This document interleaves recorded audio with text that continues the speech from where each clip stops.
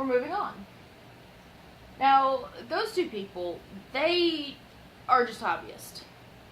And they made me things to go in my house because I begged them to. The last two people actually make careers of it. This is what they do. So, we're going to talk about my friend Cody Jasper first. Cody Jasper is a stay-at-home mom of two children. She has two children. And she happens to have a son who's disabled. And he is the sweetest little boy who has ever been around. He's super sweet. And the way she supports her family is by doing art shows. She does the booths. She goes to different festivals, and she does occasionally commission. And those are always pictures of pets, like always. If someone is gonna commission her to do work at all, it's gonna be of their pets. Like, I've asked her to do pictures of my pets. A few other people have asked her to do pictures of their pets. People just love their pets, and it's funny because Cody can do so much more than pets. She isn't a fan of doing realism, but she is so good at it. Again, I'm gonna post their links down below. Just scroll down Cody's page, and before long you will see how awesome she is at doing realism. She's also really great at abstract, but oh my goodness, she's just amazing at everything. It's difficult for me not to gush over Cody because Cody's amazing. Anyway, I'm gonna quit fangirling now. When I first moved into my house, I wanted to do my kitchen in Alice in Wonderland. And I still have bits of Alice in Wonderland sprinkled throughout the house, but it didn't work very well in the kitchen because my husband's the one that enjoys cooking. So it only makes sense that he'd be able to decorate the kitchen how he wants. That's a different story for a different day. Anyway, the original theme of the kitchen was going to be Alice in Wonderland. So the art she made me was for Alice in Wonderland. And what she did was she made the Eat Me, Drink Me signs. Aren't these just positively lovely? Like, I am in love with these. Like, always. Just so in love with these. And if you turn them around, they have the little thingy there, and the kickstand. Like, Cody makes the best quality stuff. I don't even know how she does it.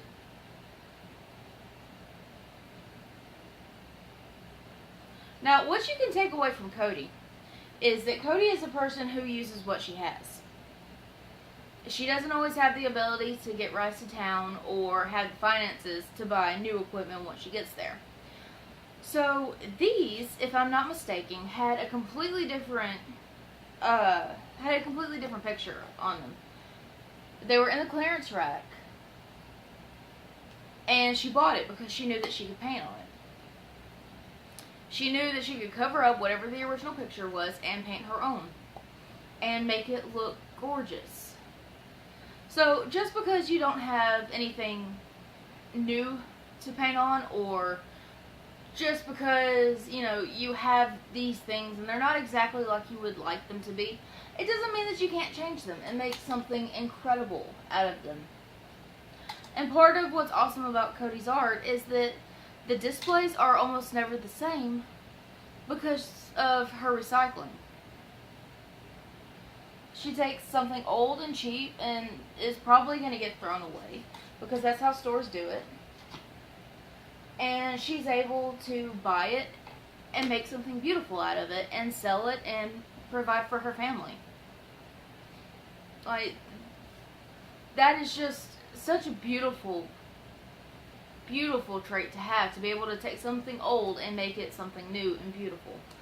It's something I truly admire. And if you're wanting to make something, but you know, you don't have exactly what you feel like you need, just reevaluate what's around you. And maybe you can make something awesome out of it. It's a possibility. And it's a lot of fun once you start to get into it. Now, the last thing.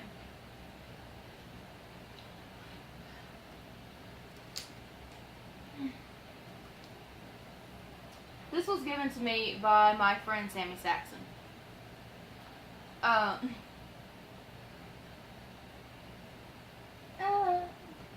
trying to get away from the glare. There we go. My husband framed it like the other night. I've been waiting to do this video, but I wanted this one to be framed because it's so pretty. So, Sammy Saxon took the picture, and his girlfriend, Jessica Nicole, did the makeup. And I know it's super hard to see the makeup. Like, I don't know if you can. But she looked gorgeous.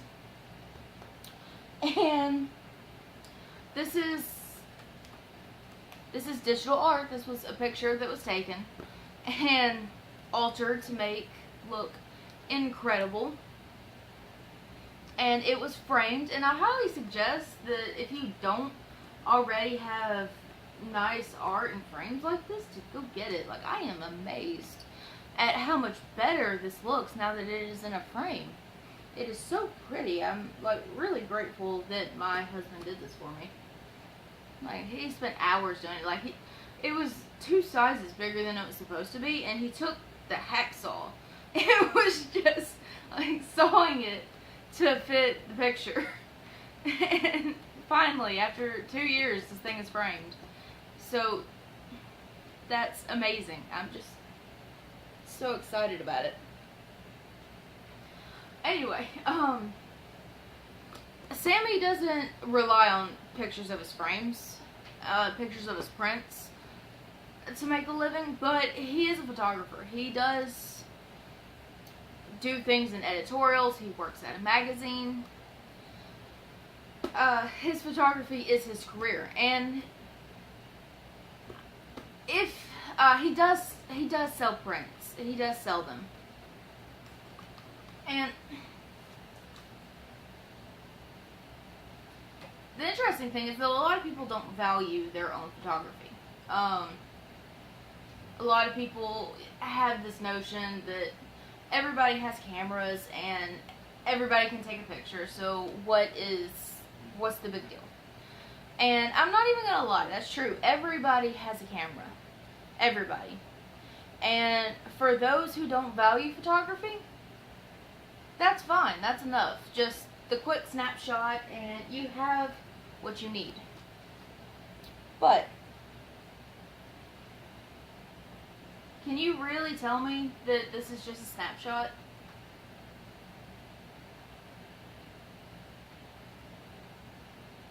I mean, I know it's difficult to tell because of the lights and whatnot, but so much detail went into this picture.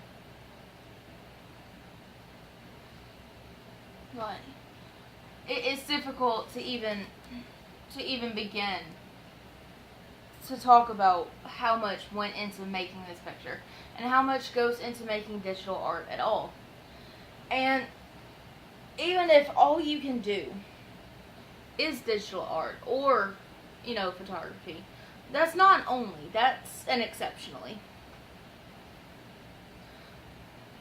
People appreciate the capturing of memories, and whether you take it directly out of camera or whether you take it and put your own artistic touch on it, is something that people will appreciate. I have a bit of a softer spot for photography than a lot of people. That's true. But there's not very many people who are going to have a picture of, you know, them with their spouse or them with their kids and not appreciate it.